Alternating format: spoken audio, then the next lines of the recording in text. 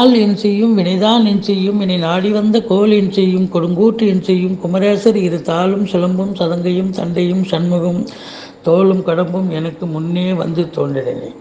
அன்பு நேயர்களுக்கு சைதை ராஜாவின் அன்பு வணக்கங்கள். வார ராசி பலன்கள் நவம்பர் 2ஆம் தேதி முதல் 8ஆம் தேதி வரை சொல்ல இருக்கிறோம்.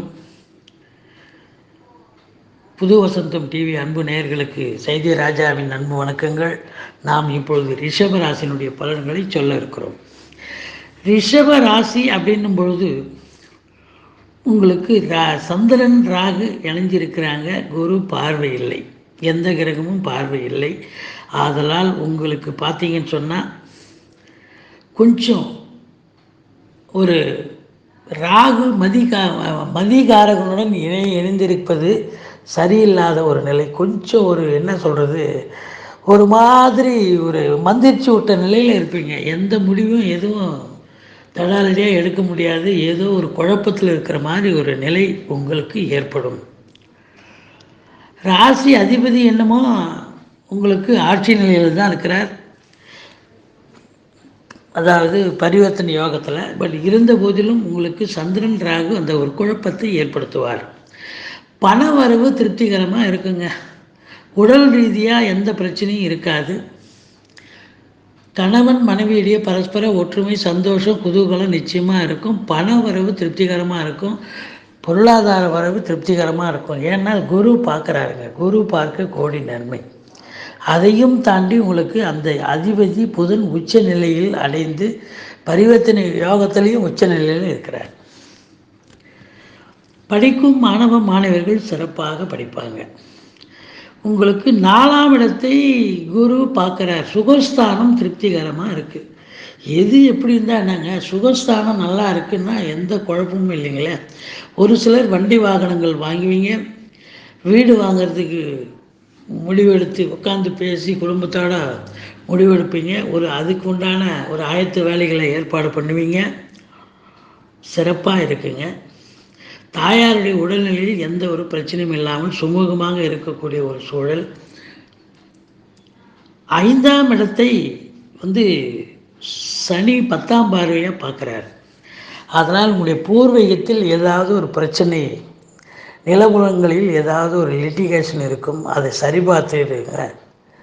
இல்லை பங்காளி சண்டை, வரப்பு சண்டை, வாய்க்கால் சண்டைன்னு ஏதாவது அது பெரிய லெவலில் போய்ட்டுருக்கும். அதை கொஞ்சம் பார்த்துட்டு வாங்க. மற்றபடி உங்களுக்கு உங்களுடைய பிள்ளை செல்வங்கள் நன்றாக தான் படிப்பாங்க. இருந்தாலும் உங்களுக்கும் கான்ட்ரவர்சியல் வரும். அதை நீங்கள் பார்த்துக்க வேண்டியது. அவங்களுக்கு நிகராக இருந்து சண்டை போடாதீர்கள். எது எப்படி இருந்த போதிலும் உங்களுக்கு 7ஆம் இடத்தில் கேது பகவான் இருப்பதால், இந்த கேது 7இல் இருப்பதால் உங்கள் மனைவி, அதாவது வாழ்க்கை துணை அல்லது மனைவி உங்களுக்கு அவர் நல்ல ஒரு முடிவைத்தான் நன்றாகத்தான் பேசுவார்கள்.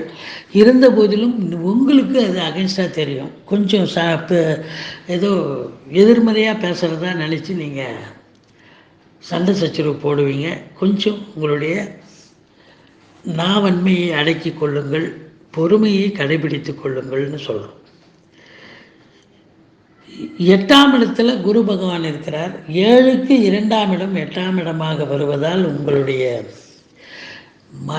வாழ்க்கை துணை அல்லது மனைவி வேலை பார்க்கும் இடத்தில் ப்ரொமோஷன், இன்க்ரிமெண்ட் கிடைச்சி அதனால் நீங்கள் சந்தோஷம் அடைவீங்க. பொருளாதார வரவு கிடைக்கும், பண வரவு கிடைக்கும். அல்லது அவங்களுக்கு வீட்டில் பிறந்த இடத்துல ஏதாவது உங்களுக்கு அவங்க பங்குகள் ஏதாவது கொண்டு வரக்கூடிய ஒரு நிலை, பணமோ ரொக்கமோ நகை நட்டோ பொருளாதார ரீதியாக ஏதாவது எடுத்துகிட்டு வரக்கூடிய சூழ்நிலை இருக்கிறது அப்படின்னு நம்ம சொல்கிறோம். ஒரு சிலர் வாரிசு இல்லாதவர்களுக்கு வாரிசாக சென்று அவங்களுடைய சொத்து மற்றும் நகை நட்டு ரொக்க பணத்தை திடீர் யோகமாக பெற்று வரக்கூடிய ஒரு சூழல் நிச்சயமாக இருக்கிறது. 10ஆம் இடத்தை உங்களுக்கு சனி பகவான் பார்க்குறாரு. இந்த 10ஆம் வீட்டை சனி பகவான் பார்த்தால் என்ன ஒரு விசேஷம் அப்படின்னு சொன்னால், இந்த வாரம் நீங்கள் கொஞ்சம் வேலை செய்பவராக இருந்தாலும் வேலையில் அதிக முயற்சிகள், அதிக பிரயத்தனம் போட வேண்டும், அதிக எஃபர்ட். 8 ஹவர் டியூட்டிக்கு 10 ஹவர் செஞ்சால் தான் உங்கள் பெயரை காப்பாற்றி கொள்ள முடியும். அதே மாதிரி சொந்தமாக தொழில் புரியும் அன்பர்களும் சரி, கொஞ்சம் வேலை பளு அதிகமாக இருக்கும். அதை பொருட்படுத்தாமல் நீங்கள் சிரமத்தை பாராமல் வேலை செய்தால் லாபம் பெறக்கூடிய ஒரு காலகட்டமாக அமைகிறது. அதோடு பார்த்தால் உங்களுக்கு 11ஆம் இடத்தில் செவ்வாய் இருக்கிறார், காரக பாவனாஸ்தி. அதனால் மூத்த சகோதரத்துக்கும் உங்களுக்கும் பிரச்சனை ஏற்படலாம், கருத்து வேறுபாடு ஏற்படலாம் அப்படின்னு சொல்கிறாங்க.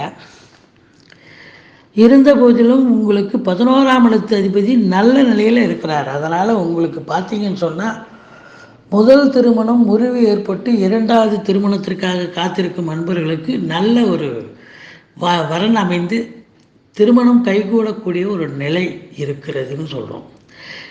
12ஆம் இடத்தை குரு பார்க்குறார்.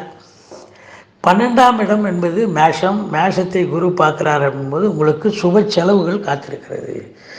பசங்க படிப்பு செலவு, வீடு வாசல் வாங்கலாம் அல்லது வாகனங்கள் வாங்கலாம், பிள்ளைகளுக்கு திருமணம் செய்யலாம். இப்படிலாம் இருக்கும் பொழுது உங்களுக்கு உங்களுக்கு சுப செலவுகள் காத்திருக்கிறதுன்னு சொல்கிறோம். மற்றபடி உங்களுக்கு இந்த ரிஷபராசி அன்பர்கள் இந்த வாரம் வணங்க வேண்டிய தெய்வம் மகாலட்சுமியை வணங்குங்கள், துர்க்கையை வழிபாடு செய்யுங்கள், கணபதியை வணங்குங்கள். வாழ்க்கையில் எல்லா வளமும் நலமும் கிடைக்க நான் எப்பொழுதும் பூஜிக்கும் ஸ்ரீ ராகவேந்திரனை வணங்குகிறேன். ஸ்ரீ குபேரன் டிவியை பார்த்தமைக்கு நன்றிகள். மேலும் இது போன்ற தகவல்களை தெரிந்து கொள்ள ஸ்ரீ குபேரன் டிவியை சப்ஸ்கிரைப் செய்யுங்கள். மறக்காமல் பெல் ஐக்கானை கிளிக் செய்யுங்கள்.